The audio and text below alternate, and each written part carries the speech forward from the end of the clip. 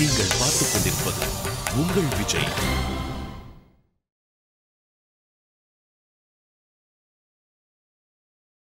உங்களுக்கு ஒரு குடியரசு தினம்னா எப்படி? குடியரசு நம்மளுக்கு பெருமையான ஒரு நாள். குடியரசு தினமா இருந்தாலும் சரி, சுதந்திர தினமா இருந்தாலும் சரி, நமது வருங்கால சமுதாயம் அது முக்கியத்துவம் கொடுக்கணும்னு எல்லாரும் நினைக்கிறோம். அது இன்னைக்கு இருக்கிற யங்கர் ஆக்டர்ஸ்க்கும் நடிகர் சங்கத்துல ஒரு அண்டர்ஸ்டாண்டிங்ல ப்ராப்ளம்ஸ் இருக்கு. நாங்க படிக்கிறோம். But what is the real scenarios? என்னை பொறுத்த வரைக்கும் அது பல தடவை சொல்லிட்டேன். I cannot prove, keep on proving. அவங்க மைண்ட்ல வந்துட்டு இருக்கிறதுலாம் நான் பதில் சொல்லிட்டு இருக்க முடியாது. ஒரு சின்ன சர்ச்சைக்குள்ள நம்ம உள்ள போயிருக்கோம். சண்டமாரதம் ஒன்லி ஃபார் வில்லன் சரத்குமார். இந்த பேங்காக்ல ஒரு பாட்டு எடுத்தாங்களா, அந்த பாட்டுக்கு ஏன் டைரக்டர் போல ஓவியாவே கூப்பிட்டு நடந்தது என்ன அப்படின்னு நம்ம விசாரிக்கிறோம். ஏன் இப்படி டைரக்டர் விட்டு போனீங்க? ஏதோ பிரச்சனைன்னு நினைக்கிறேன். ரெண்டு பேரும் போட்டி போட்டு இருக்காங்க. மிஸ் பண்ணிவிடாதியே, அப்புறம் வருத்தப்படுதியே. ஹாய், வணக்கம். இனிய குடியரசு தின நல்வாழ்த்துக்கள். பொதுவாக இப்படி ஒரு மண்டே காலையில பரபரப்பா இருப்போம். ஆஃபீஸுக்கு ஒரு பக்கம் ஓடிட்டு இருப்போம். சமையல் கட்டில் ஒரு மாதிரி சமையல் முடிஞ்சோ முடியாதலும் ஒரு மாதிரி பரபரப்பான சுச்சுவேஷன் தான் நம்ம வீட்டில் இருக்கும். ஆனால் இன்னைக்கு பார்த்தீங்கன்னா ஒரு மண்டே மார்னிங் ரிலாக்ஸ்டா இன்னைக்கு நீங்கள் டிவி முன்னாடி உட்காந்துருக்கீங்க. உங்களை சந்தோஷப்படுத்துறதுக்காகவும் சிந்திக்க வைக்கிறதுக்காகவும் இன்னைக்கு வணக்கம் தமிழா அப்படின்னு ஒரு சிறப்பு நிகழ்ச்சி நீங்கள் பார்க்க போறீங்க. அண்ட் இந்த சிறப்பு நிகழ்ச்சியில் நாம சண்டமாருதம் படத்துடைய குழுவை சந்திக்க போறோம்.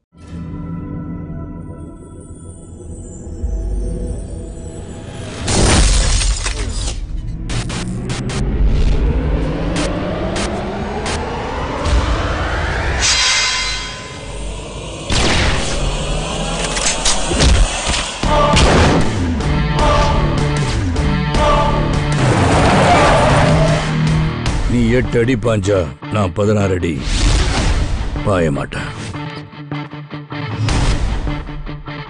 நீ 8 அடி பாய நினைக்கும் போதே நான் 80 அடி பாஞ்சிருப்பேன். இந்த படத்துடைய கதாநாயகன் நம்ம சரத்குமார் சார்.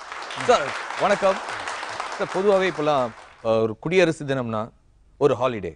இப்போ இந்த குடியரசு தினம் பார்த்தீங்கன்னா 3 நாள் லீவு, எங்கேயாச்சும் ஒரு மினியாக ஒரு பிளான் பண்ணி ஒரு ட்ரிப் போகலாம் அப்படிதான் பெரும்பாலான பேர் நினைக்கிறாங்க. உங்களுக்கு ஒரு குடியரசு தினம்னா எப்படி சார்? நான் ஒரு விழாவுக்கு போயிருந்தேன். ஒரு பல ஆண்டுகளுக்கு முன்னாடி 15-20 வருஷத்துக்கு முன்னாடி போனேன். இப்போ இண்டிபெண்டன்ஸ் டே ஆகஸ்ட் 15 அன்றைக்கி போயிருந்தேன். எல்லோரும் பேசினாங்க. Collector also was there. இப்போ பேசும்போது எல்லாருக்கும் ஹாப்பி தீபாவளி அப்படின்னு சொன்னேன்.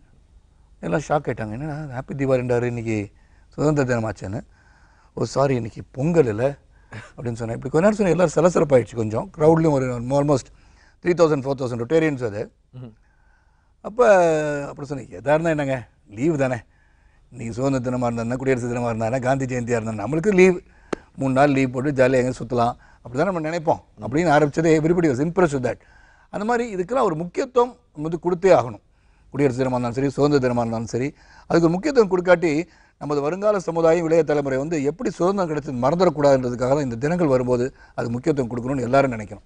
இன்னைக்கு இருக்கிற எல்லா டெக்னாலஜிலையும் நீங்கள் இருக்கிறீங்க. ஒரு ட்விட்டராக இருக்கட்டும், ஒரு ஃபேஸ்புக்காக இருக்கட்டும், எவ்ரிதேர் சரத்குமார் சார்னா எல்லா இடத்துலையும் இருக்கிறாரு. எல்லாமே அவருக்கு தெரியுது. இந்த ஒரு அப்டேஷன் எப்படி சார்? உங்களோட இன்ட்ரெஸ்ட் லெவலா இல்லை காலத்தின் கட்டாயமா? எப்படி அதனால இவ்வளோ இன்ட்ரெஸ்ட் லெவல், காலத்தின் கட்டாயம் கூட. ஏன்னா உங்களை அப்டேட் பண்ணிக்கிறது ஒன்று, ரீஇன்வென்டிங் யுவர் செல்ஃப் ஒன்று இருக்குது. அண்டு கற்றது கைமண்ணளவு, கல்லாதது உலகளவு. அதனால் உங்களுக்கு எல்லாமே தெரிஞ்சிருக்கு. நான் பெரிய படித்தவன், அறிவாளி, ஆற்றல் மிக்கவன், திறமைசாலி அப்படின்னு நினச்சிட்டே இருக்க முடியாது. தினமும் புது புது செய்திகள் வந்துகிட்டே இருக்கும். அந்த செய்திகள் தெரிஞ்சுக்கணும்னா இன்றைக்கி இருக்க காலகட்டத்துக்கு ஏற்ப நம்மளை பயணிச்சுட்டே இருக்கணும். அந்த பயணம் தான் இந்த நியூ கேஜெட்ஸு. இதில் இன்றைக்கி ஒரு மீட்டிங் பேசுறதுனா கூட எதில் இருக்க இளைஞர்களோ, இளைய சமுதாயமோ, மக்களோ, அவங்க கையில் ஒரு பாம் டாப் இருந்து நீங்கள் ஏதாச்சும் ஒரு கருத்து சொல்லும் போது உடனே கூகுள் பண்ணி பார்த்துட்டு அது தவறான கருத்துனா உடனே எந்திரிச்சுன்னு சொல்லிடுவாங்க. So updation is very very important for today's maybe politicians or actors, anybody. எங்கேயும் ஒரு க்ரௌடில் இப்போ புல்லராக இருந்தால் நீங்கள் பேசும்போது இன்றைக்கி you have to be updated. அதனால் கட்டாயமும் கூட தெரிஞ்சுக்கிறது நல்லது. Knowledge is power. சமீபத்தில் பார்த்தீங்கன்னா ஒரு கெஸ்ட் ரோலில் பார்க்குறோம், ஒரு கேமியோ ரோலில் பார்க்குறோம், அட்வர்டைஸ்மெண்ட் வேஸ்டி அட்வர்டைஸ்மெண்ட்டில் பார்க்குறோம், ஒரு பிரியாணி அட்வர்டைஸ்மெண்ட்டில் பார்க்க முடியுதே தவிர ஒரு ஃபுல் ஃப்ளேஜ் எங்கள் சரத்குமார் சாரை நாங்கள் மிஸ் பண்ணிகிட்டே இருந்தோம். ஆனால் இப்போ அதுக்கு ஒரு ஹீரோவாக மட்டும் இல்லாமல் ஒரு வில்லனாகவும் ஒரு கம்பேக். இந்த ப்ராஜெக்ட், இந்த ஒரு கம்பேக் எப்படி பிளான் பண்ணீங்க சார்? ஒரு என்கவுண்டர் காப்போட லைஃப் என்னன்னு சொல்லி ஆராய்ஞ்சு பார்த்தேன்னா, அந்த இதுக்கு என்கவுண்டர் காப் பற்றியான படம் அல்ல இது. ஆனால் அது என்கவுண்டர் அப்படின்னா இவர் என்ன பண்ணுவாங்க, இவங்க ஒரு ரவுடியை okay they'll get an order, இவங்க 5 பேரை இன்றைக்கி அவங்க கூட பேசிட்டு காஃபி வாங்கி கொடுத்துட்டு கூட நம்ம நானா பட்டேல் கூட ஒரு படம் பண்ணியிருப்பார். ஜாலியாக பயணிச்சுட்டே இருப்பார். திடீர்னு ஆர்டர் வந்துடும், சரி அவனை போட்டுரு அப்படின்னா டப்புன்னு போட்டுருவார். அவங்க நேரம் பேசியிருப்பார், காஃபி குடிச்சிருப்பாரு, அவங்க டப்புன்னு சுட்டுருவார். அப்போ வாட் இஸ் த இமோஷன், அவருக்கு மனநிலை எப்படி இருந்தது? அதே வீட்டுக்கு போகும்போது அவங்க மனைவி கிட்ட இன்னைக்கு 2 பேரை க்ளோஸ் பண்ணிட்டேன் அப்படின்னு சொல்லுவாரா, குழந்தைகள்கிட்ட சொல்லுவாரா? அப்படியே நினச்சி உருவான கதை தான் சண்டமாரதம். அது நான் வந்து வெங்கடேஷ் சார்ட்ட சொல்லும் போது, ஏன்னா வெங்கடேஷ் எனக்கு ஒரு நல்ல ஒரு கெமிஸ்ட்ரி, அந்த ஃப்ரெண்ட்ஷிப் இருக்கனால தான் ஃபஸ்ட்டு வெங்கடேஷ் இந்த கதையை சொல்லுவோம். வாட் இஸ் இட், ஏன்னா வெரி குட் ஸ்டோரி நாலேஜ் உள்ளவர் வெங்கடேஷ். வெங்கடேஷ் சொன்னால் இம்ப்ரெஸ் ஆகிட்டார். அது நல்லா இருக்குது, வித்தியாசமாக இருக்க. இதுக்கு வந்து திரைக்கதையோடு சேர்ந்து வந்து வித்தியாசம் பண்ணுவது ராஜேஷ்குமார் கொண்டு வந்து சம் எலிமெண்ட்ஸ் கொடுப்பாரு. அவர் நிறைய புத்தகங்கள் கதை எழுதிட்டார், த்ரில்லர்ஸ் எழுதிட்டார். ஸோ அவர்கிட்ட பேசுவோம்னா தாராளமாக சொன்னேன். ஸோ அவரை போய் சந்தித்தோம். அதுக்கப்புறம் அதுதான் உருவான விதம். பல பேர் கேட்டாங்க, இந்த டைட்டில் வைக்கும்போது கூட எதுக்கு சார் சண்டமாரதம்னு வைக்கிறோம், புரியாதே அப்படின்னு சொல்லி. அதாவது சிறந்த தமிழ் அகராதியில் உள்ள ஒரு வார்த்தையை நாம் பயன்படுத்தி இருக்கின்றோம். ஆகவே சண்டமாரதம் இருக்கட்டும் டைட்டில் நான் அழுத்தமாக சொல்லிட்டேன். ஆனால் இன்னைக்கு பார்த்தீங்கன்னா எல்லா இடத்துலையும் பேசப்படுகிறது அந்த டைட்டில் சண்டமாரதம்னு சொல்லும்போது. பேரழிவு காற்று, அந்த பேரழிவு காற்று யார் அப்படின்னு சொன்னால் சர்வேஸ்வரன் ஒரு கேரக்டர், அது வில்லன். ஹீரோ பேர் சூர்யா. இந்த 2 பேர் என்ன அந்த திரைப்படத்தில் பண்ணுறாங்கன்றது நாங்கள் இப்போ சொல்ல போகிறதில்ல உங்களுக்கு, ஏன்னா நீங்கள் வெள்ளித்திரையில் தான் பார்க்கணும். இதுதான் இந்த கதை அமைப்பு, இந்த தளம். ரொம்ப நல்லா வந்து ஒரு தயாரிப்பாளர் வரும்போது மேஜிக் ஃப்ரேம்ஸில் லிஸ்டின் ஸ்டீஃபன், என் மனைவி, என்னை உட்பட ஒரு நல்ல டீம் அமைஞ்சது. பட் இந்த படம் உண்மையிலே ஒரு நல்ல படமாக இருக்கும், மக்கள் வந்து நிச்சயமாக ரசிப்பாங்கன்ற நம்பிக்கை எங்கள் எல்லாருக்கும் இருக்குது. சரத்குமார் சாரை நாங்கள் ஆரம்ப காலத்தில் வில்லனெல்லாம் பார்த்துருக்கோம். இந்த வில்லனுடைய கம்பேக் சொல்லுங்கள். நீங்கள் வில்லனா மறுபடியும் இந்த டபுள் ஆக்ட் வேறு? இல்லை, வில்லன் தான் ஒரு படத்தில் வந்து மெயினாக ஒரு கதாபாத்திரம்னு சொன்னால் அது வில்லனாக தான் இருக்க முடியும். ஏன்னா படம் பார்க்கும்போது என்ன நினைப்பீங்க, யார் வில்லன்? நம்ம கதாநாயகர் நம்மளுடைய மானசீகமாக ஐயோ நம்ம தலைவர் யாரை வந்து அடிக்க போகிறாரு, யார் மோத போகிறாரு, கூட யார் வில்லன் அப்படின்னு ஃபஸ்ட்டு வில்லனை தான் கேட்பேன். இந்த வில்லன் வந்து பவர்ஃபுல்லாக இருக்கும்போது தான் ஹீரோயிசமும் பவர்ஃபுல்லாக இருக்கும். உதாரணத்துக்கு நான் வந்து புலனுவிசாரணை விஜயகாந்த் சாரோட பண்ணும்போது அந்த கிளைமேக்ஸ் ஃபைட் வந்து பேசப்பட்டது. ஆமாம், பாம்பேலேருந்து வந்த வில்லன் அப்படின்னு சொல்லி நான் சட்டையை கழட்டணும்னு அவ்வளோ ஹியூஜ் பாடி, இவர் வந்து எப்படி ஐயோ இவர் வந்து விஜயகாந்த் சார் அடிச்சுட்டு இருக்க அப்படின்னு ஆடியன்ஸோடு உட்காந்து நான் படம் பார்த்தேன். அப்போ அந்த வில்லனுக்கு ஒரு பெரிய இம்பார்ட்டன்ஸ் வந்து ஆடியன்ஸ்கிட்ட எதிர்பார்ப்பு இருக்கும். They'll start even hating the villain. Nambiar சாமி உண்மையிலே வந்து எம்ஜிஆர் சாரை வந்து அடிக்கிறாங்கன்ற ஃபீலிங் எல்லாருக்கும் இருந்தது. மக்கள் திலகத்தோட நடிக்கும்போது நம்பியார் சாமி கரிச்சு கொட்டாலும் இருந்திருக்க மாட்டாங்க. So villain is most powerful character in film. அப்போ அந்த வில்லன் யார் அப்படின்னு நீங்கள் பார்க்கும்போது இந்த வில்லன் கேரக்டர் இந்த கதையில் அமைப்பில் வந்து பவர்ஃபுல்லாக அமைஞ்சிருச்சு. அதனால் டைரக்டர் வந்து ஃபீல்ஸ் இந்த வில்லன் பேசப்படுவார் அப்படின்னு சொல்லி. ஆனால் கெட்டப் எல்லாம் பாம்பேலேருந்து மேக்கப் பேண்ட் கூப்பிட்டு வந்தோம். அது look different feel and look Venkatesh feel பண்ணார். அதை ஃபீல் பண்ணி போட்டு பார்த்தோம், நல்லா இருந்தது. நம்மளுக்கு பரவாயில்ல, நல்லா இருக்காங்க இந்த வில்லன் அப்படின்ற அளவுக்கு அது வந்துருச்சு. சார் பொதுவாகவே உங்கள் படங்களில் வந்து டபுள் ஆக்ஷன் அப்படின்னாலே ஒன்று அப்பா பையனா அந்த மாதிரி தான் பண்ணுவீங்க. இதில் எப்படி சார் அந்த 2 கேரக்டரும்? இதில் எந்த ஒரு உறவுகளும் கிடையாது, உங்களுக்கு எந்த ஒரு ரத்த பாசமும் கிடையாது, ரத்த பந்தமும் கிடையாது. அது வில்லன், இது ஹீரோ, அவ்வளோதான், simple. The story is very clean. அப்புறம் வந்து நல்லவரா கடைசியில் வந்து நல்லவராக மாறிடுவாரா வில்லன்? இல்லை சார், ரொம்ப கொடூரமான வில்லன். சரத்குமார் சாருக்குள்ள ஒரு டைரக்டர் இருக்கார், அவருடைய 100வது படத்தை அவர் இயக்குனார். அந்த இயக்குனர் அவருடைய கம்பேக் எப்போ சார்? நாலேஜ் இருக்கலாம், ஆனால் வந்து இந்த டைரக்ட் பண்ணுறதுன்றது வந்து ஒரு சாதாரண விஷயம் கிடையாது. எப்படி வந்து நிறையா பேர் வந்து வெளியே இருந்து பார்க்கும்போது சினிமாவுக்கு வந்துடலாம், நடிச்சிடலாம் அப்படின்னு சொன்னால் கேமரா முன்னாடி வந்து நின்னா தான் தெரியும் அதோட வேதனை. ஒரு டைலாக் சொல்கிறது எவ்வளோ கஷ்டமாக இருக்குன்றது அவங்க வந்து யார் வந்து நின்னா தான் தெரியும். அதே மாதிரி direction is a very vast subject.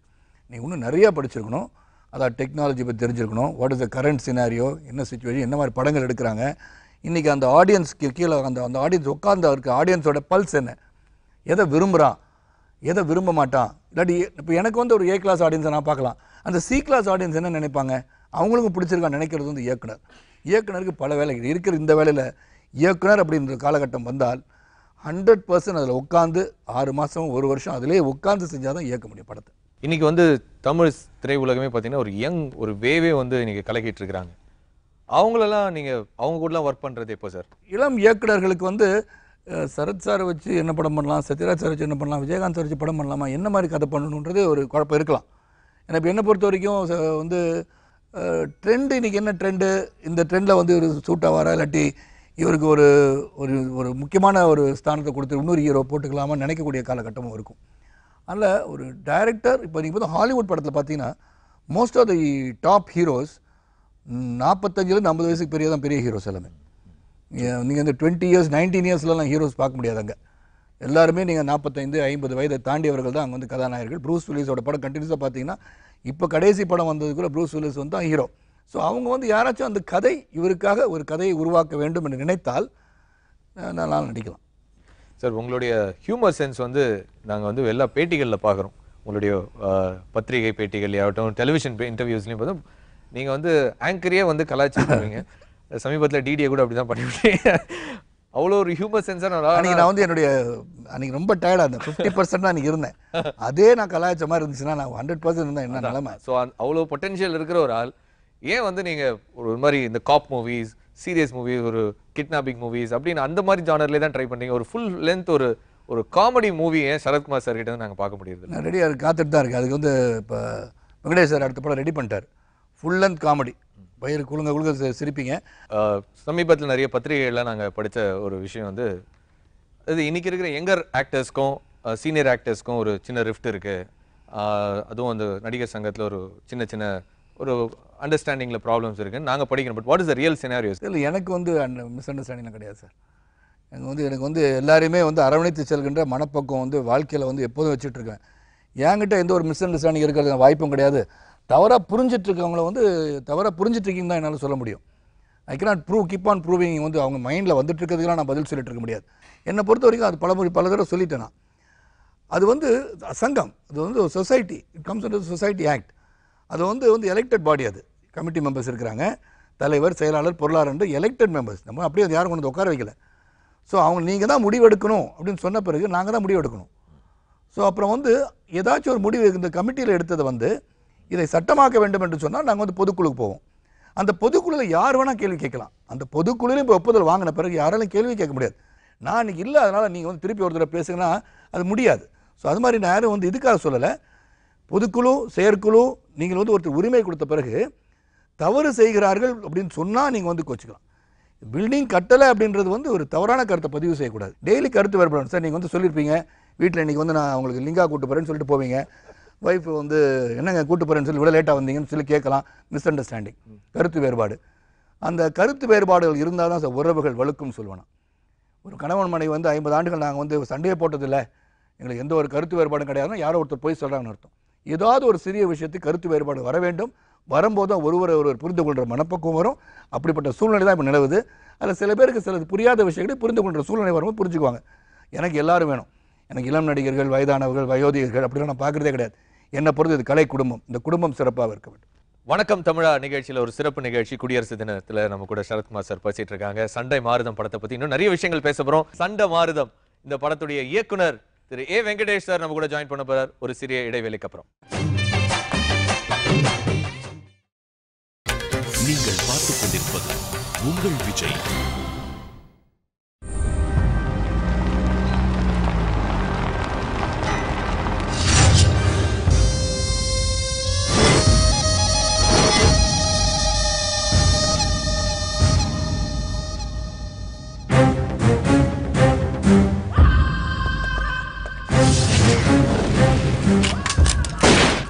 கும்பகோணத்துல தினசரி வன்முறை நடந்துட்டு இருக்கு. காரணம் ஆர்ஆர்ங்கிற ரங்கராஜன், தண்டபாணி, செல்வம். இவங்களை அடக்கணும்னா ஒரு நாள், ஒரே ஒரு நாள்.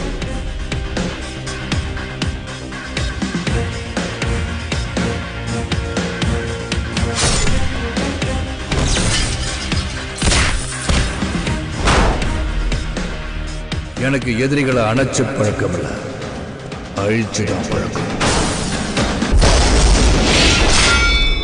சண்டை மாருதம் படத்தை பத்தி நிறைய விஷயங்கள் நம்ம கூட தொடர்ந்து பேச போறாங்க. அதுக்கு முன்னாடி இந்த படத்துடைய இயக்குனர் திரு ஏ வெங்கடேஷ் நம்ம வெல்கம் பண்ணோம். Let's welcome a Venkatesh sir.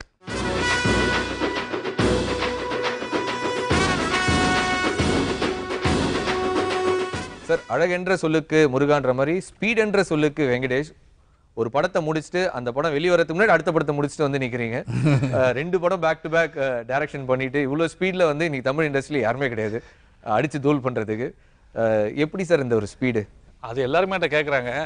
பட்டு காரணம் வந்து பிளானிங் ப்ளஸ் வந்து என் படத்தில் நடிக்கக்கூடிய ஆர்டிஸ்டுடைய கோஆப்ரேஷன், ப்ரொடியூசருடைய அவங்களுடைய அந்த கோஆப்ரேஷன் எல்லாம் சேர்ந்து தான். உங்களுடைய முதல் படமே சரத்குமார் சாரோட தான். ஆமாம், மகாபிரபு. இப்போ வந்து சண்டை மாருதம் 4வது படம் அவரோட சேர்ந்து பண்றீங்க.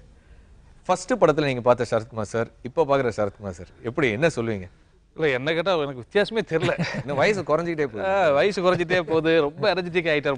புட்டை அப்போ வந்து செட்டுக்கு வரும்போது என்ன ஸ்பீடில் வருவாரோ அதில் துளி கூட குறையாவ அப்படியே எனக்கு வந்து ஃபுல்லாக டியூன் ஆயிடுச்சு. அதாவது இப்போ சரசார் அப்படின்னா எனக்கு தெரியும் இப்படி தான் அப்படின்னு எனக்கு நாளை காலைல இன்னைக்கு நைட் ஒரு லைன் சொல்லி நாளை காலை ஷூட்டிங் போனால் நான் ரெடி. ஏன்னா எனக்கு தெரியும் அவர் வந்து இந்த சண்டை மாறுதம் படம் சாருடைய கதைன்றதில் மட்டும்தான் என் கூட ஃபுல்லாக ட்ராவல் ஆயிருக்காரு. மற்றபடி 3 படமும் என்கிட்ட 5 நிமிஷம் தான் கதை கேட்டார். முதல் படம் நான் வந்து காதலன் படம் ஷூட்டிங்கில் வேலை பார்த்துட்டு இருக்கிறேன், ஒர்க் பண்ணிட்டு இருக்கிறேன். மகாலிபுரத்தில் செட்டு போட்டு ஒர்க் போயிட்டு இருக்கு.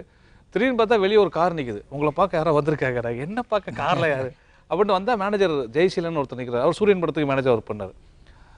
சரசார் ஒரு படம் கமிட்டாக இருக்காரு, ஒன்னி தான் டேரக்டர் ரெக்கமெண்ட் பண்ணியிருக்காரு, உங்கள்கிட்ட ஒரு கதை இருக்காம.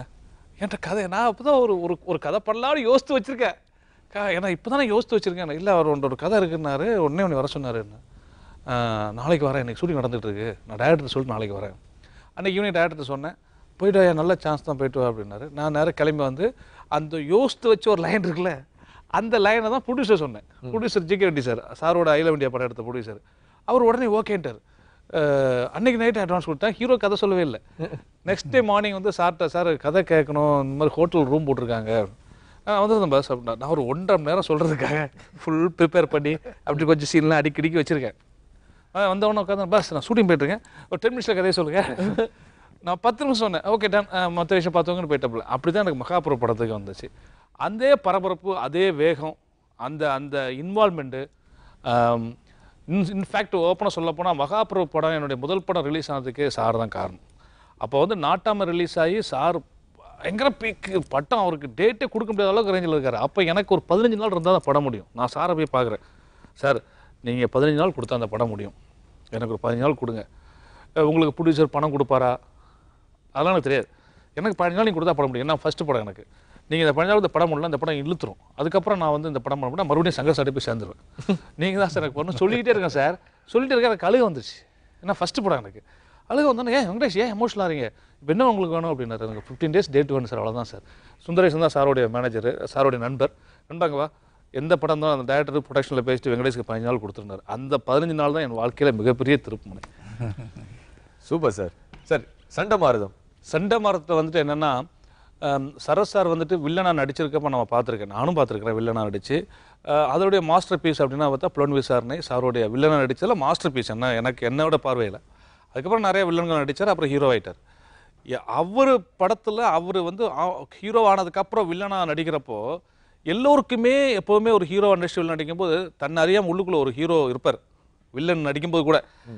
ஆனால் இவர் அது வந்து வில்லன் கிட்ட போட்டு வந்தார்னா அப்படி வில்லனாக இருக்கு. எனக்கு வந்து அது வந்து சரசாரே மறந்துடுவேன், சர்வேஸ்வரம் தான் எனக்கு அப்புறம் ஷூட்டிங்லாம் முடிஞ்சதுக்கப்புறம் தான் இவ்வளோ நம்ம சரசாரம் தான் டீல் பண்ணிட்டு இருந்தோம். எனக்கு ஏதோ பாம்பேலேருந்து ஒரு வில்லனை கூட்டு நடிக்கிற மாதிரியே இருக்கும்.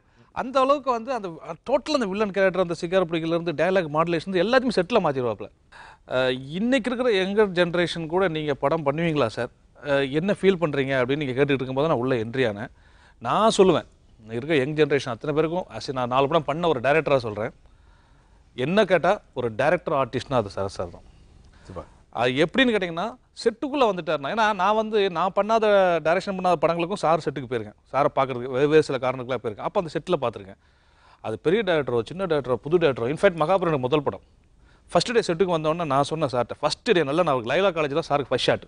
இப்போ நம்ம அப்படின்னு நான் அப்படி திடீர்னு பார்ப்பேன், பார்த்தா அவர் புரிஞ்சிருவார். நான் பார்த்துட்டு சரி பரவாயில்ல மேனேஜ் பண்ணிக்கலாம் அப்படி திரும்ப நான் வெங்கடேஷ் என்ன அப்படிம்பாரு, என்ன வேணும் அப்படிம்பாரு. இல்லை சார் அந்த அளவுக்கு என்கிட்ட மட்டும் இல்லை மற்ற செட்டில்னு பார்த்தால சொல்கிறேன், ஒரு டைரக்டர் ஆர்டிஸ்ட் அப்படின்றதால எனக்கு வந்து இந்த சண்டை மாறுதம் வரைக்கும் மகாபுரமில் பார்த்த அதே விஷயத்தை இதில் பார்த்தேன், ஏயில் பார்த்த அதே விஷயத்தை பார்த்தேன். இதில் வந்து நான் முழுக்க கான்சென்ட்ரேட் பண்ணது உண்மையாக சொல்ல போனால் வில்லன் தான். அவனை எப்படிலாம் காமிக்கலாம், என்னென்ன அங்கே ஸ்டார்ட் பண்ணால் ரசிப்பாங்க அப்படின்ற விஷயம் பண்ணேன். அது ரொம்ப இந்த படத்தை பொறுத்த வரைக்கும் என்ன கேட்டால் சண்டை மாறுதம் வந்து only for villain Sarathkumar. Venkatesh sir வந்து ஒரு இயக்குனராக இருந்து அவர் கிராஜுவேட் ஆகி ஒரு நடிகராகவும் ஆகிட்டார். இன்றைக்கி பல படங்களில் நடிச்சிட்டு இருக்காரு. அவர் இயக்குற படங்களில் கண்டிப்பாக டெஃபினட்டாக ஒரு சீன் வந்துட்டு அட்லீஸ்ட் ஒரு சீனாவது வராரு. ஆனால் அந்த சண்டை மாறுதத்தில் அவருக்கு ஒரு தடை போட்டிருக்குதுங்க, நடிக்கவே கூடாது. இவருக்கு மட்டும் இல்லை, ரவிக்குமார் சாருக்கும் தடை போட்டிருக்கேன். அவங்கள வரக்கூடாது, கடைசி சீனில் எங்கேயாச்சும் வந்து நின்றுடுவார், சரஜி இதை நீங்கள் தடுக்க முடியாது அப்படின்டுவார், எங்கேயாச்சும் வந்து கை கட்டி நின்றுடுவார் ரவிக்குமார் சார். அது மாதிரி இவருக்கும் அதே உத்தரவு தான், கை கூட கட்டவில்லை, எங்கேயுமே வந்துடக்கூடாது. நல்ல ஆக்டர் அவர். ஆமாம் நல்ல ஆக்டர் சார், வேறு படத்தில் நடிக்கிட்டோம், நாங்கள் அடுத்த படம் தயாரிக்கிற அதில் நடிச்சுக்கிட்டோம். அப்போ என்ன ஆகிடுன்னா அவங்க மேலே கான்சன்ட்ரேஷன் போயிடுமாட்டேன்னு என்னை பொறுத்த வரைக்கும் இயக்குனரும் சேர்ந்து ஒரு படத்தில் நடிக்க ஆரம்பிச்சிட்டாங்கன்னா என்ன ஆகிடும்னா ஆட்டோமேட்டிக் அசிஸ்டன்ட் டைரக்டர்ஸ் இருக்காங்களே இவங்க நல்லா தான் இருப்பாங்க சார், அந்த இன்னொரு 4 பேஜ் எழுதலாம் சார் வசனம் உங்களுக்கு நல்லா பிரமாதமாக இருக்குது சார், அவரை போட்டு ஏற்றி ஒரு சீனை பெருசாக்கி இந்த மாதிரிலாம் நடக்கக்கூடிய வாய்ப்பு இருக்குன்னு நினச்சி நான் என்ன பண்ணுவேன், இந்த ரவிக்குமார் சார் முதல்ல கட் பண்ணேன். அப்புறம் இவர் கட்டு இந்த படத்தையும் ட்ரை பண்ணார் 2 மணி இடத்துல. இந்த பண்ண வரலையே அவரே அப்படின்னு கேட்பாரு. சார் வந்துருவார் இருங்க சார், யாரால வச்சு இந்த ஷாட் மாற்றி எடுங்க, வர வச்சிடறேன் நான் அப்படின்னு சொல்லி ஒரு சின்ன சீன்ல வரதுக்கு தான் கேட்பாரு. அது ஹீரோயின் கூட டான்ஸ் ஆடுறதுலாம் கேட்க மாட்டாரு சார். அந்த அளவுக்கு ஏன் சார் சொல்ல முடியாது சார், உங்க இயக்குனரை பற்றி உங்களுக்கு தெரியாது. ஹீரோயின் டான்ஸ் ஆடுவாங்க எல்லாம் பண்ணி அப்புறம் பெரிய ஆளாயிருவாங்க. அதெல்லாம் கொஞ்சம் கட் பண்ணி வச்சுக்கணும். இல்லை இயக்குனர்லாம் பார்த்து தப்பாக நினச்சிட்டு போறீங்க, யாரோ நடிங்க, நடிக்கூடாதுன்னு சொல்ல, என் படத்தை நடிக்காதீங்க. வெங்கடேஷை பற்றி சொல்லும் போது இந்த பெர்ஃபார்மன்ஸ்னு ஒன்று இருக்கு இல்லையா, அது வந்து சூரியன்லேயே ஐடென்டிஃபைடு. நீங்கள் இப்போ அங்காடி தெருவில் நடித்து வில்லனாக நடித்து நடிகர் ஆகிட்டார்னு நினைக்காதீங்க. சூரியன்லேயே நீங்கள் பார்த்தீங்கன்னா திருப்பதி அந்த படத்தை பார்த்தீங்கன்னா ஒரு போஸ்ட்மேன் கேரக்டர் வந்திருப்பார். அதிலே ஐ சா ஹிஸ் பெர்ஃபார்மன்ஸ் ஸ்கில்ஸ் அங்கேயே நான் பார்த்தேன். ஓகே, அதனால் அதாவது ஒரு சிறந்த நடிகராக இருப்பவர் தான் ஒரு சிறந்த இயக்குனராக இருக்க முடியும். ஏன்னா ஒரு ஹீரோக்கோ ஹீரோயினுக்கோ நடித்து காமிக்கணும்ல. நடிக்க நீங்கள் பண்ணுங்க நான் பார்க்குறேன்னு சொல்லிட்டு அது ஒரு விதமான இயக்குனர்கள். இவனா they can perform a scene and show the artist. That's very important. Bharathiraj sir பார்த்தீங்கன்னா, பாலச்சந்திர சார் பார்த்தீங்கன்னா எல்லாருமே, ரவிக்குமார் சார், என் கூட ஒர்க் பண்ணவங்க சார் எல்லாருமே they can perform a scene. அதுதான் ரொம்ப முக்கியம். அது உள்ளே இருக்குல்ல. ஆனால் அவங்க any time they can become actors. But ஒரு நடிகனை உருவாக்குறது மிகப்பெரிய இது இயக்குனருடைய பங்கில் இருக்குது. வெங்கடேஷ் சார் ஒரு ஆக்டர்ஸ் டிலைட்னு கூட சொல்லலாம். ஏன்னா அவர் ஒரு விஷயம் இருந்தாலும் இல்லைனாலும் ஆமாம், ஏன்னா அவர் அப்படிதான் எல்லாரோட டிலைட். மலை ஒரு சாங்லாம் எடுத்தார்ல, ரொம்ப பயங்கரமான டிலைட் அவர். இன்னும் ரெக்கார்ட் பிரேக் பண்ணியிருக்கு சார் இன்னும் யூடியூப்லலாம் ஒரு பாட்டு. இல்லை சார், என்னடா கிடைக்கிறா நீங்கள்லாம் இப்போ ஏல பார்த்த நீங்கள் சொல்கிறது எத்தனை எனக்கு அந்த சாங் என்ன சார் அர்ஜுனாஜா சாங் சொல்கிறீங்க. இல்லைன்னா அந்த சாங் எடுக்கிறப்ப நான் ஸ்பாட்லேயே கிடையாது. நீங்கள் எல்லாம் நினச்சிட்டு இருக்கீங்க அர்ஜுனாஜா சாங்கில் நம்பிதா கிளாமர்னு. என்ன கேட்டால் கிளாமர் தான் ஜாஸ்தி இருக்குது அதில். அந்த பாடி வச்சுட்டு உட்காந்தவொன்னே அதை பார்க்குறப்ப அப்படி இருக்கும். அதுதான் சார் உங்களுக்கு ஹைலைட்டு, பார்த்துக்கோங்கன்னு சொல்லி சார் ப்ரிப்பேர் பண்ணிட்டேன். நான் நம்பிதாட்ட சொல்லிடுவேன், அம்மா நீ இந்த மாதிரி பண்ணிக்கோங்கன்னு மாஸ்டர் கூட சொல்லிட்டு டீம் அனுப்பிடுவேன். நான் என்ன சொன்னால் அது அழகாக அவங்க பண்ணிட்டு வந்துடுவாங்க. அதே மாதிரி தான் இந்த படத்துலேயும் அப்படி தான். என்ன ஒன்று நான் வரலேன்னு ஃபீல் பண்ணது சாரும் ஓவியா மட்டும்தான். நீங்கள் போலியா? நான் ரொம்ப ஃபீல் பண்ணேன் சார். இந்த வாட்டி நீங்கள் போலியா? வரல சார், பேங்காக் வரவே இல்லை. எவ்வளோ வற்புறுத்தி பார்த்தாலும் வரலன்ட்டாங்க. எதனால சார்? கேட்டால் சென்டிமெண்ட்னு சொல்கிறாரு. இன்னும் தெரியல. இல்லை சார், அதாவது என்னன்னா சென்டிமெண்ட்லாம் இல்லை. அதாவது என்னடா அது அந்த சாங் தெரியும் மாஸ்டர்ஸ் எடுத்துருவாங்க, நமக்கு என்ன சொல்லிட்டு போகிறோன்றது. ரெண்டாவது ஹீரோயின் ஓவியா எனக்கு நல்லா தெரியும். ஓவியா படம் ஃபுல்லாக ஒர்க் பண்ணியாச்சு. நான் சொல்லிட்டேன் இந்த சாங் இந்த மாதிரி பண்ண போகிறாங்க, நீங்கள் போய் பண்ணிடுங்க அப்படின்ட்டேன். இங்கே எனக்கு எடிட்டிங் வேலை இருந்தது சார், விட்டுருக்கல எடிட்டிங் வேலை இருந்துச்சு. நீங்கள் ஏதோ எடிட் பண்ணுறீங்க, ஏதோ எடிட் பண்ணுறீங்க. இந்த ஒரு டிலைட்ஃபுல்லான ஒரு கான்வர்சேஷனில் அந்த டிலைட்ஃபுல்லான விஷயத்தை பற்றி கேட்கறதுக்காக அந்த டிலைட்ஃபுல்லான ஹீரோயினை நம்ம அடுத்து சந்திக்க போகிறோம். ஓவியாவை தான் அடுத்து கூப்பிட்டு இதில் உண்மை சம்பவம் என்ன நடந்தது என்னதை பார்க்க போகிறோம். கூடவே இந்த படத்தில் ஒரு மெயின் காமெடி ரோல் பண்ணியிருக்கிற நம்ம இமான் அண்ணாச்சியும் சந்திக்க போகிறோம் ஒரு சின்ன இடைவேளைக்கு அப்புறம். நீங்கள் பார்த்துக் கொண்டிருப்பது உங்கள் விஜய். Welcome back. இன்னைக்கு குடியரசு தின சிறப்பு நிகழ்ச்சியாக வணக்கம் தமிழா அப்படின்னு ஒரு சிறப்பு நிகழ்ச்சியை பார்த்துக்கிட்டு இருக்கிறீங்க. அண்ட் இந்த நிகழ்ச்சியில் நம்ம கூட சண்டை மாறுதம் டீம் கலந்துகிட்டு இருக்கிறாங்க. அந்த படம் சம்பந்தம் நிறைய பேசிட்டு இருக்கும்போது ஒரு சின்ன சர்ச்சைக்குள்ள நம்ம உள்ள போயிருக்கோம். இந்த பேங்காக்ல ஒரு பாட்டு எடுத்தாங்களா, அந்த பாட்டுக்கு ஏன் டைரக்டர் போல அப்படின்னு டைரக்டர் ஒரு ஸ்டேட்மெண்ட் சொல்றாரு, சரத்குமார் சார் ஒரு ஸ்டேட்மெண்ட் சொல்றாங்க. ஆனா அதுக்கு முக்கியமான காரணமான ஓவியாவையே கூப்பிட்டு நடந்தது என்ன அப்படின்னு நம்ம விசாரிக்கிறோம். Let's welcome Oviya. அண்ட் இந்த படத்துல முக்கியமான ரோல் பண்ணிருக்க நம்ம இமான் அண்ணாச்சி.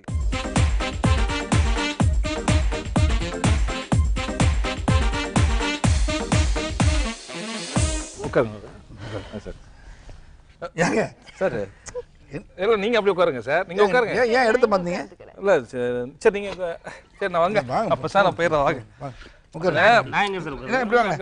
குழப்பம் உண்டு பண்ணாதீங்க சார். நீங்க அங்க உட்காருங்க. இல்லை நீங்கள் இப்படி வாங்க, நான் சொல்கிறேன். கரெக்டாக இருக்கா? சரி, சரியா உட்காருங்க எல்லாரும். இந்த குழப்பம் எதுக்கு? ஏன் வந்துச்சு குழப்பம்? அது யார் உருவாக்குறதுன்னு தெரியல. இல்ல ஒரு விஷயம் இப்ப புரிஞ்சு போச்சா நான் ஏன் பேங்காக் போலேன்னு? அதான் புரிஞ்சிருக்கு. அவ்வளவுதான். ஓவியா, நீங்க கேள்விப்பட்டிருப்பீங்க, இங்க ஒரு பெரிய பிரச்சனையே நடந்துச்சு. டைரக்டர் பேங்காக்கு வரக்கூடாதுன்னு சொல்லிட்டாங்களா இல்ல டைரக்டரே வரலையா? நீங்க சொல்லுங்க, ஏன் இப்படி டைரக்டர் விட்டு போறீங்க? ஏதோ பிரச்சனைன்னு நினைக்கிறேன், எனக்கு எதுவுமே தெரியாது. ரெண்டு பேரும் போட்டி போட்டு இருக்காங்க. போட்டி போட்டு எதுக்கு? ஐயோ அண்ணாஜி, இது பெரிய விலங்கு தானே. அண்ணாஜி ஹாப்பி ஆயிட்டாரு. ஆஹா, நமக்கு இது ஒரு காமெடி பீஸ் கிடைச்சு போச்சு. இந்த சாங் நல்லா வரணும், நல்ல விஷுவல்ஸ் எல்லாம் நல்லா வரணும் அப்படின்னு. சோ ஆல்மோஸ்ட் ஒரு 135 மூவிஸ் சார் கம்ப்ளீட் பண்ணிட்டாரு. இருக்கிற ஒரு யங் அண்ட் எனர்ஜெட்டிக் ஹீரோ அவரோட ஒர்க் பண்ணது எப்படி இருந்துச்சுங்க? ரொம்ப நல்ல எக்ஸ்பீரியன்ஸுங்க. எனக்கு வந்து நான் நிறைய ஹீரோஸ் கூட ஒர்க் பண்ணியிருக்கேங்க. நான் வந்து சரத் சாரை பார்த்தபோது தான் ஒரு ரியல் லைஃப் ஹீரோ அப்படின்னு ஒரு ஃபீல் வந்தது அவங்க கூட ஒர்க் பண்ண போது தான்.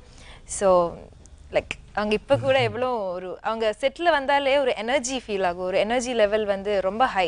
நடிக்கும்போது கூட எனக்கு உள்ளுக்குள்ளே பக்குன்னு இருந்துச்சு. ஆனால் அந்த வெளியே காமிக்கல, யாருக்குமே அது தெரியாது. பட் ரொம்ப ஃப்ரெண்ட்லி, ரொம்ப சப்போர்ட்டிவ். ஏதாவது எனக்கு தெரியாத விஷயங்கள் இருந்துச்சுன்னா அவங்க சொல்லிக் கொடுப்பாங்க.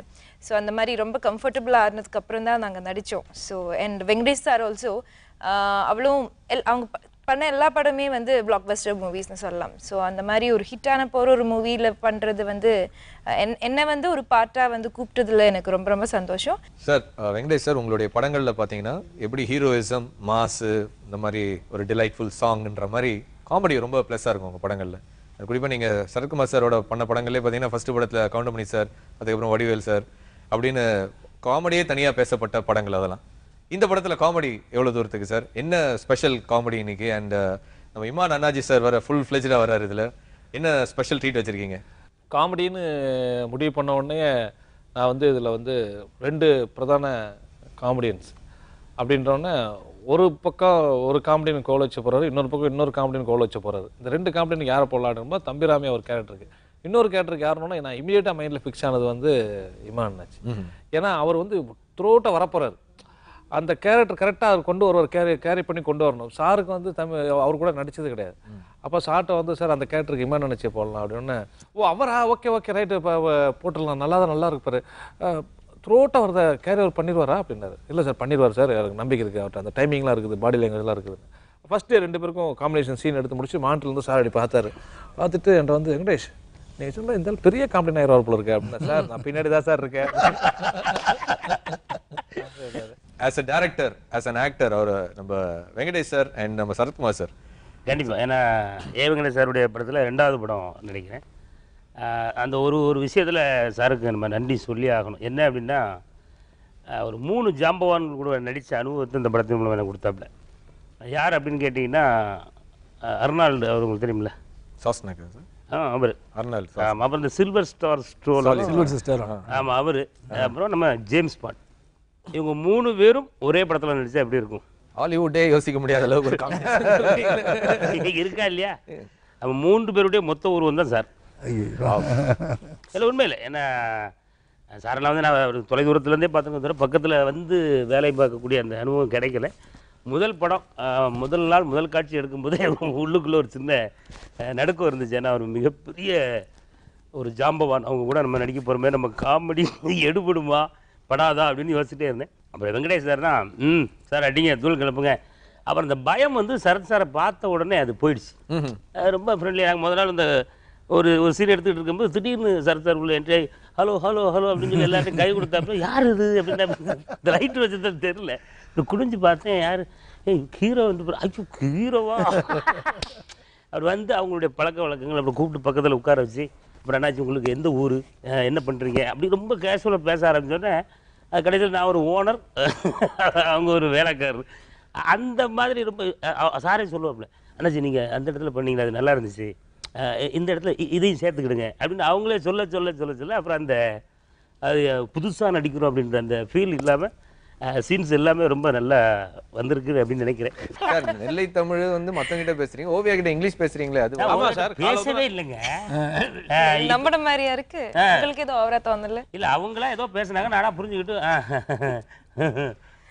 இப்படியே தான் நான் அப்படித்தானே சொன்னேன். ஏதாவது பேசியிருக்கேன் உங்ககிட்ட வரைக்கும்? செட்ல எல்லாம் வந்து பாத்தீங்கன்னா எனக்கு ரொம்ப சிரிப்பு வரும், நடிக்கவே முடியாது. அவங்க கூட வந்து அவங்க நடிக்கும் போது வந்து எனக்கே சிரிப்பு வரும். சஜஷன் ஷாட்ல எடுக்கும்போது ஐயோ இந்த நாள் கூடயா வந்துச்சே எனக்கு எப்படி அப்படின்னு ஒரு ஃபீல் தான் வரும். ஸோ ரொம்ப நேச்சுரலா நடிச்சிருக்கேன். பெரிய விஷயம் என்னன்னா சரத் சார் சிரிப்பாப்ல, நான் சில சேட்டைகளை மட்டும் அப்படி ரியாக்ஷன் கொடுத்தா குயிலும் சிரிச்சிடாப்புல, சாரி வெங்கடேஷ் அப்படிப்பாப்ல. ஏன்னா இப்போ நான்லாம் வளர்ந்து வரக்கூடிய ஒரு சின்ன நடிகை, ஒரு பெரிய ஒரு நடிகர் நம்ம பார்த்து ரசித்து சிரிக்கிறாங்கன்றது அது ஒரு பெரிய ஒரு பெருமையான ஒரு விஷயம். நான் நிறைய பேர் போய் சொன்னேன், நான் நடிச்சதை பார்த்து சரத் சார் சிரிச்சாங்கப்பா அப்படின்னா.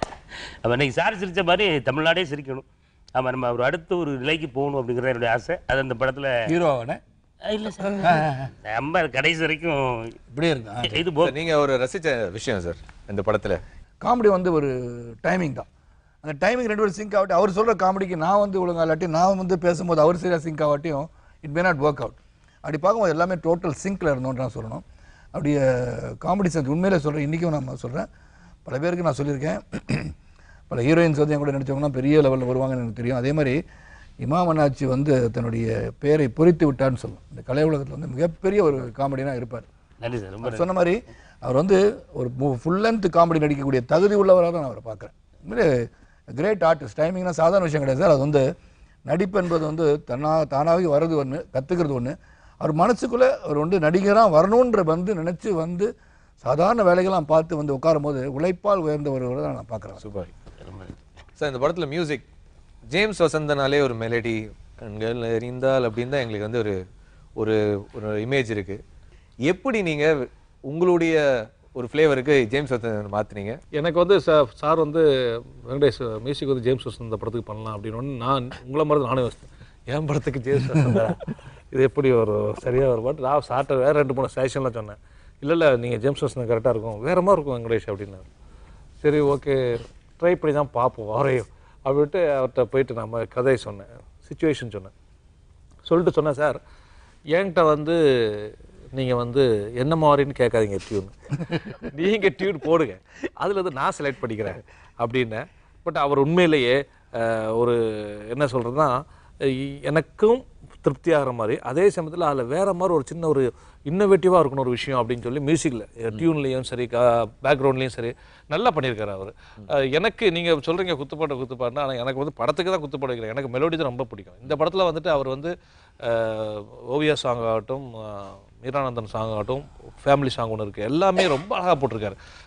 ஜேம்ஸ் வசந்த் தான் மியூசிக்கில் இருப்பார், ஒரே ஒரு பாட்டில் நான் இருப்பேன். ஸோ உங்கள் படத்தில் ஒரு குத்துப்பாட்டு இல்லை தண்ணியில் ஒரு பாட்டு, அது வந்து அந்த படத்தோட கமர்ஷியல் வேல்யூக்கு பார்க்கும்போது விரசம் இல்லாமல் சொல்கின்ற காட்சிகள்னு சொல்கிறோம் இல்லையா, அது எந்த ஒரு விரசம் இல்லாமல் ஒரு வெகுளித்தனமாக இந்த படத்தை வந்து ஒரு அழகாக காமிக்கணுன்றது தான் வெங்கடேஷோட ஸ்டைல். இந்த படத்தில் வந்து ஓவியா கூட வெரி அதாவது நேர்லேயும் சரி படத்தில் வந்து அவங்க வந்து என்ன டைரக்டர் சொல்லுவார், நடிச்சே காமிச்சாங்க, அதை பற்றி சாதாரண ஆள் கிடையாது. இப்போ சீன் சொல்லுங்கள். ஓவியா, இப்போ இந்த சீன்ல வந்துட்டு நீங்க வந்துட்டு சார் அப்ப வர்றாருங்க, உங்களுக்கு வந்துட்டு உயிருக்கு ஆபத்துல இருக்கீங்க நீங்க. அப்படி இருக்கும்போது ஓவியா நீங்க உயிருக்கு ஆபத்துல அப்போ வந்துட்டு அங்க இருந்து புல்லட் வருது, நீங்க ஓவியா புல்லட் வருது, ஓகே ஓகே ஓகே ரியாக்ஷன் போயிடுவேன், போயிட்டு ஸ்டார்ட் கேமரா நடிச்சிருவாங்க. என்னடா இது சொல்றதே கேட்கல, டென்ஷன் ஆயிட போறான்னு இது ஓகே ஓகே ஓகே நான் நினைச்சேன் எங்கேயோ மாட்ட போகுது, 2 பேருக்கும் அடி உள்ள போகுது நினைச்சிட்டு இருந்தேன். ஆனா கரெக்டா எங்க மாட்டினாங்கடா, எனக்கு அப்பதான் தெரியும், ஆஹா மாட்டிட்டாங்கப்பா அப்படின்னா. விஷ்ணுதேவ் வந்தார், பாம்பே மாஸ்டர். ஓவியா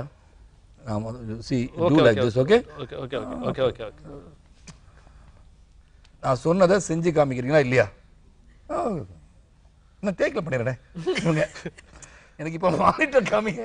நான் சொன்னேன் ஓவியா அவர் அடிச்சுடுவார் ஒழுங்கா பண்ணு சார், நான் பண்ணிடுவேன், டேக்லேயே பண்ணிடுவேன், உங்களுக்கு தெரியும்ல, எனக்கு தெரியும் அவருக்கு தெரியல பண்ணு. அந்த மாதிரி பார்க்கறதுக்கு கான்சன்ட்ரேட் பண்ணாத மாதிரி தெரியும், ஆனால் ஸ்கிரிப்டை படிச்சிருக்காங்கன்னு தெரியுது, அதில் என்ன சீன் பண்ணுறோன்னு தெரிஞ்சிருக்கு, அந்த காட்சிக்கு என்ன தேவைன்றது ரெஜிஸ்டர் பண்ணிட்டாங்க. ஆனால் அதுக்காக ஒரே ஒரு அட்வைஸ் ஓவியா, இந்த மாதிரி டைரக்டர் வந்து சொல்லும் போது தயவுசெய்து கண்ணை பாருங்க, கண்ணும் பார்த்தா தான் என்ன சொல்லலான்னு தெரியும். ஆக்சுவலாக ஃபர்ஸ்ட் டே நான் வந்து உட்காந்துருந்தேன், ஓவியா அப்படியே நடந்து போகிறாங்க, ரெடியாகிறதுக்காக போகிறாங்க, அப்போ தான் காரை விட்டு இறங்கி நான் உட்காந்துருக்கேன், உங்களுக்கு தெரியாது, அவங்க நடந்து போயிட்டுருக்கேன், அப்படியே பார்த்தேன், அதை நடந்து போய் பார்த்துட்டு இந்த பொண்ணு பாடி லாங்குவேஜ் தப்பாக இருக்க செட் ஆகுமா, சரி பார்ப்போம் அப்படின்னு விட்டேன். அப்புறம் ரெடி ஆகி ஓவியா ரெடி ஆகினா, சார் ரெடி ஆகிட்டாங்க சார், நாங்கள் இப்போ தானே வந்தாங்க, ரெடி ஆகிட்டாங்களா? ஆமாம் சார் ரெடி ஆகிட்டாங்க, பரவாயில்லையே ஃபாஸ்ட்டாக இருக்கு, ரைட் வர சொல்லுங்க, அது வந்தாச்சு. வந்த உடனே சீன் சொல்லிட்டு இருக்கேன், சார் செஞ்ச மாதிரி தான், ஓகே ஓகே ஓகே ஓகே, என் பக்கமே கை கான்டாக்டே இல்லை, எனக்கு ரெடி உண்டு, ஏய் இந்த பொண்ணு கொஞ்சம் ஒரு வாரம் சரியா இல்லைடா, அசிஸ்டன்ட் சரியில்லை, இது சீனை சொன்னா அது ஓகே ஓகே இது கேட்கவே இல்லை, என்ன பண்ணணும்னு பார்ப்போம், இல்லை வச்சுக்கிறது கேட்டு ரெடி ஸ்டார்ட் கேமரா ஆக்ஷன்னா கரெக்டாக பண்ணுச்சு. அதுக்கப்புறம் சரி இது okay okay okay okay okay okay பம் பம் பம் பம் பம்பர பம்பம் பக்கம் வந்து நிக்கிற பம்பம்.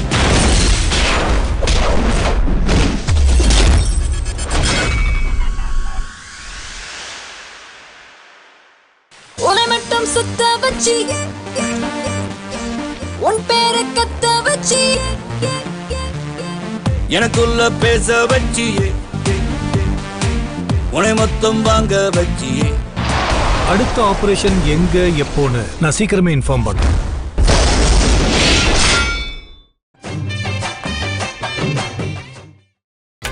நீங்கள் பார்த்துக் கொண்டிருப்பது உங்கள் விஜய். உங்க படத்தோடைய கேமரா, ஏன்னா அவங்க கூட கேமராமேன் ஒர்க் பண்றது எவ்வளவு கஷ்டம்ன்றது நான் ஏன்னா விரட்டு கேமராமேன் தான் விரட்டுவீங்க. இந்த படத்துல இதுக்கெல்லாம் ஈடு கொடுத்து சரத்குமார் சார் இரு வேடங்கள்ல டிஃப்ரெண்டா காட்டின அந்த கேமராமேன் பத்தி சொல்லுங்க. கேமராமேன் உதயகுமார் வந்து இன்னொரு ஓவியா.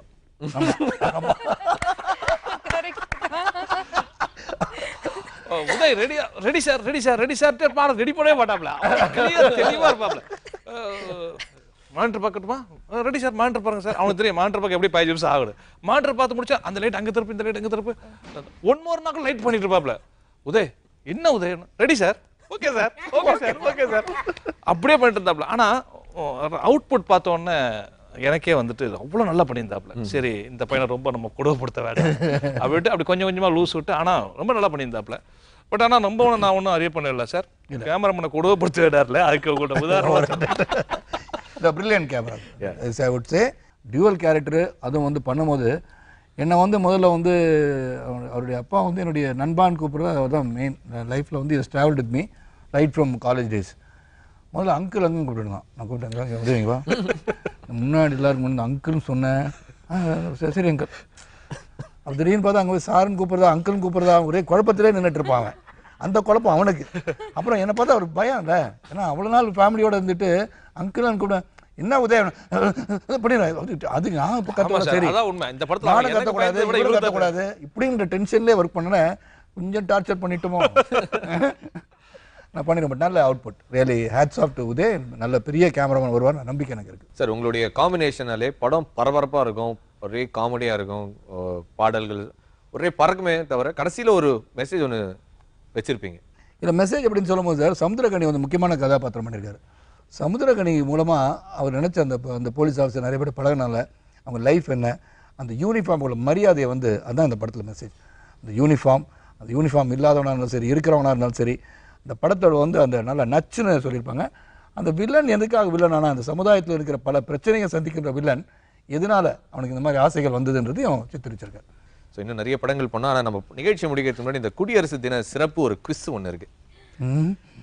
ஓவியா இருக்கணும். இந்த மாதிரி பல குவிஸ்ல வந்து அண்ணாச்சியை பார்க்கும்போது தான் பாவமா இருக்கு. அண்ணாச்சி பாவமா பார்த்துட்டீங்க, அதுக்காக ஒரு ரியாக்ஷன் அப்படி கொடுத்துறாதீங்க. ஓகே, இதுல வந்து சரத்குமார் சார் வந்து இந்த போட்டியில வந்து ஒரு போனோ ஃப்ரெண்ட், ஒரு லைப்ரரி அவரு, நீங்க ரெஃபர் பண்ணனும் அவரை பண்ணிக்கலாம். ஓகே, ஆக்சுவலா அவங்க ரெண்டு பேர் தான் இல்லையா? நான் கிடையாது. நீங்க definitely one of the main contestant. முதல்ல 3 கண்டெஸ்டன்ட் நான் தான் நடுவர். நீங்க தானே? ஆமா. இவங்களுக்கும் தெரியலனா? எனக்கும் தெரியலனா வந்து பாத்தா படிச்சு வந்து நம்ம கூகுள் பண்ணி பார்த்து சொல்லிட வேண்டியது. நான் good question. Okay, first question sir. Director sir, உங்களுக்கான கேள்வி. குடியரசு தினம் எதற்காக கொண்டாடப்படுகிறது? நல்ல கஷ்டமான क्वेश्चन. அது எந்த தேதி சார்? பாஸ் சொல்லுங்க. எந்த தேதியா? எந்த வருடம்? ஆக்சுவலி ஒரு க்ளூ கொடுக்கட்டுமா? சுதந்திர தினம் வந்து சுதந்திரம் கிடைச்சது. ஆமா, குடியரசுனா குடியுரிமை கிடைத்த நாள்.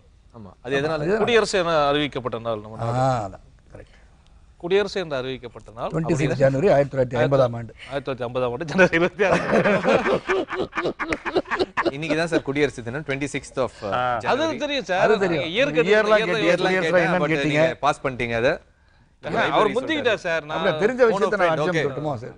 குடியரசு தினம்னா என்ன அப்படின்றத நீங்க சொல்ல விட்டீங்க. But Sarathkumar sir, for the audience benefit, நீங்க குடியரசு தினம்னா என்ன ஆக்சுவலி? அதாவது முதலாக வந்து இந்தியா வந்து குடியுரிமை பெற்று சுதந்திரம் பெற்ற பிறகு அமைக்கப்பட்ட அரசு. So we are free, independent government was formed 26 January 1950. அப்போ ஜவஹர்லால் நேரு வந்து பண்ட Jawaharlal Nehru prime minister of the country. So அதனால் குடியரசு வந்து நம்மளுக்கு பெருமையான ஒரு நாள். அது எப்படி வந்து ஒரு சுதந்திர தினம் வந்து மிட் நைட் நம்மளுக்கு கிடைச்சா அது பெருமையான ஒரு நாள், அதே போல் குடியரசு தினம் ஒரு பெருமையான. நாம் நம் நாட்டை நாமே ஆளுகின்ற ஒரு சூழல் உருவாகியது அந்த குடியரசு நாள். நான் சால்பா சொன்னேன், அவர் ஏன் தெரிஞ்ச மாதிரி தலையிலே ஆடி. ஓவியா, உங்களுக்கான கேள்வி. ஓவியா, உங்களுக்கான கேள்வி. நேஷனல் ஆந்தம் எந்த லாங்குவேஜில் எழுதப்பட்டது? யாரால் எழுதப்பட்டது? Rabindranath Tagore.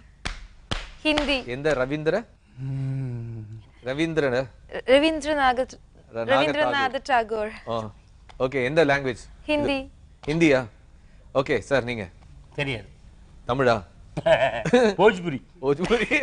Sir Venkatesh sir, national anthem எந்த லாங்குவேஜில் எழுதப்பட்டு? என்ன சார் இது? என்ன சார் இதில் ஒரு கேள்வியா? இல்ல ரவீந்திரநாத் அவர் எழுதினாரு. Bengali. Correct, Bengali. Bengali. Right answer. Good. Super sir. Fantastic. அடுத்த கேள்வி. ரவீந்திரநாத் தாகூர்னு எந்த ஊர்னு கனெக்ட் பண்ணிட்டீங்க? இல்ல தெரியும் சொல்லி பார்த்தேன். சரி வேற யாருக்காவது ஒரு வாய்ப்பு கொடுக்கலாமே. உங்களுக்கு வந்து எதுவுமே தெரியாதுன்னு சொல்லி கிண்டல் பண்ணாங்க ஆரம்பிச்சு. இவங்களா? இல்ல நான் உங்களுக்கு தெரியுமா டெஸ்ட் பண்றதுக்காக தான் அந்த மாதிரி சொன்னேன். ஓகே, உங்களுக்கான கேள்வி இது. நம்ம தேசிய கொடியில இந்த மூவண்ண கலரை வந்து வரிசைப்படுத்துங்க. 1 2 3 எது டாப்ல இருக்கும்? யாருக்கு இது? அது எனக்கு क्वेश्चन போடுறதாங்க. யார் பதில் சொல்லாதீங்க. மேல ஆரஞ்சு. ஆரஞ்சா? ஆரஞ்சு வரணும் தான். அது ஆரஞ்சு தான் சொல்லணும். அப்படியா? பிங்க் பிங்க் என்னெல்லாமோ சொல்லுவாங்க. ஒரு காவி மாதிரி வச்சுக்கோங்க. காவி அப்படி அது காவின்னு தமிழ்ல சொல்லுவாங்க. ஆங்கிலத்துல ஆரஞ்சுன்னு தான் அதை சொல்றாங்க. Orange, white. ஆரஞ்சுனா பழம் வருமா? பழம் வருமே. ஆரஞ்சு பழம். அதேதான். தோல் எப்படி இருக்கும்ல? கமலாரஞ்சு. கமலாலஞ்சி கலர் தான் அதான். ஆமாடா. நடுவுல என்ன சார் இருக்கும்? அசோக சக்கரம். சபாஷ். Super sir. அதுல எத்தனை? 24. சூப்பர். Right answer. சான்ஸ் இல்ல sir. National animal, national bird and national tree. National animal சிங்கம். நேஷனல் புலி. புலி. புலி. அதுக்கப்புறம் நேஷனல் பேர்ட். நேஷனல் பேர்ட் மயில். நேஷனல் ஃப்ளவர் தாமரை. National tree. National tree. ஆலமரம். ஆலமரம். Right answer. ஆலமரம். சூப்பர். ஆலமரம். ஓவியா உங்களுக்கு தான். நேஷனல் ஹாலிடேஸ் எத்தனை நாட்கள்? அதாவது இந்தியன் நேஷனல் ஹாலிடேஸ் இது ரொம்ப கஷ்டமான கேள்வி. கொஞ்சம் என்ன பார்த்தா உங்களுக்கு ரொம்ப அறிவாளி மாதிரி தெரியுதோ? 18. இல்ல சார், ரொம்ப ஜாஸ்தி சார். ரொம்ப ஜாஸ்தி சொல்லிட்டேனா? ரொம்ப ஜாஸ்தியா சொல்லிட்டீங்க. அதாச்சு சார் 8. ஜஸ்ட் 3 நாள் தான் சார்.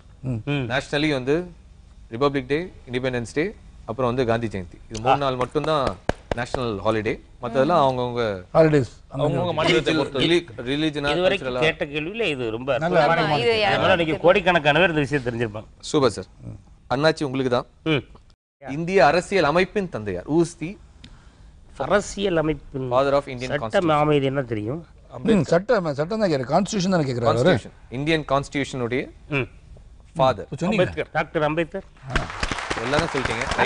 எல்லாருக்குமே அரசியல் அமைப்பு கான்ஸ்டிடியூஷன் வந்தார். அரசியல் அமைப்புனா கான்ஸ்டிடியூஷன். உங்களுக்கு வந்து ஆங்கிலம் தெரியாததுனால தான் தமிழ் தெரியாதது மாதிரி அரசியல் அமைப்புனா கான்ஸ்டிடியூஷன் தானே. ஆனா ஆங்கிலம் அதிகமா நாலேஜ் இருக்கும். கான்ஸ்டிடியூஷனே நினைச்சிட்டு இருக்கீங்க நீங்க. நான் கொஞ்சம் கன்ஃபியூஷன் ஆயிட்டேன். சார், ஒரு குடியரசு தினத்துல எத்தனை அணிவகுப்பு நடக்கும்? எத்தனை படைகள் அணிவகுப்பு செய்யும்? முப்படை. சொல்லுங்க. முப்படை என்ன பண்ணுறீங்களா? விமானப்படை, தரைப்படை, கப்பல் படை. எப்படி பண்ணும்?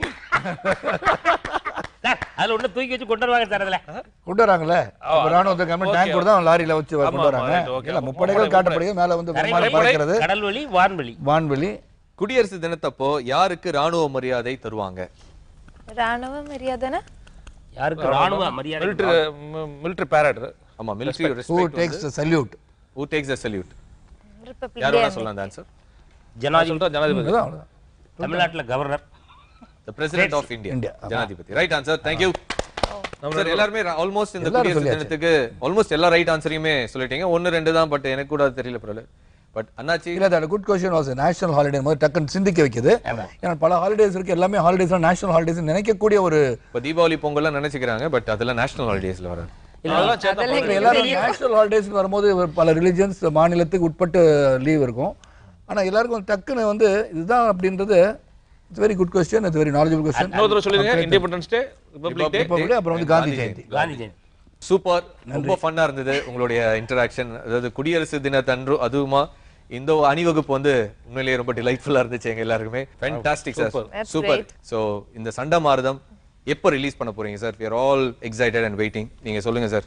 4 நாள்ல ரிலீஸ் பண்ணாலும் பண்ணிடுவோம். வாவ். Just 3 days. படம்லாம் ரெடி, சென்சார் ஆயிடுச்சு, எல்லாம் முடிய போகுது. I think we can release பண்ணுறது தான் இப்போ வேலை. தியேட்டர் கிடைக்கணும். ஒரே ஒரு சோதனைனா நிறைய படங்கள் வரும்போது தியேட்டர் கிடைக்கிறது இல்லை. அதனால் வந்து படங்களுக்குன்னு தியேட்டர்கள் வந்து இனிமேல் வந்து மல்டிப்ளெக்ஸஸ் அதிகமாகும் போது கண்டிப்பாக எல்லார் படத்துக்கும் வாய்ப்பு கிடைக்கணும்.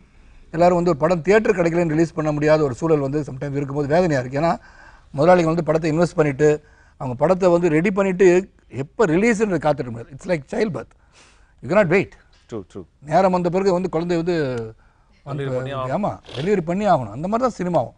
அதுக்காக வந்து வழிவகுப்போம் என்று நம்ம சிந்தித்து குடியரசு தினத்துக்கு நல்ல ஒரு மெசேஜாக ஜாதி மத மொழி பேதம் மட்டும் ஒரு நல்ல சமுதாயத்தை வருங்காலத்தில் உருவாக்க நான் பாடுபடுவோம்னு கேட்டுக்கிறேன்.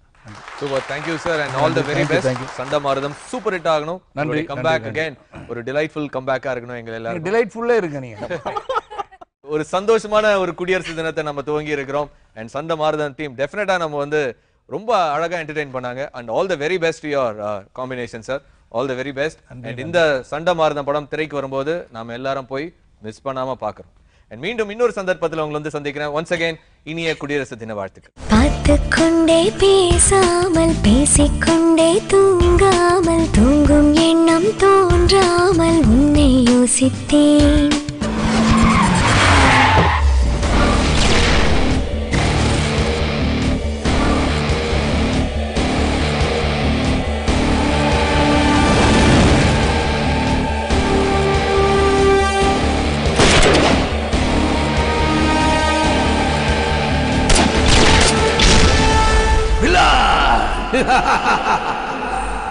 Sweet villain.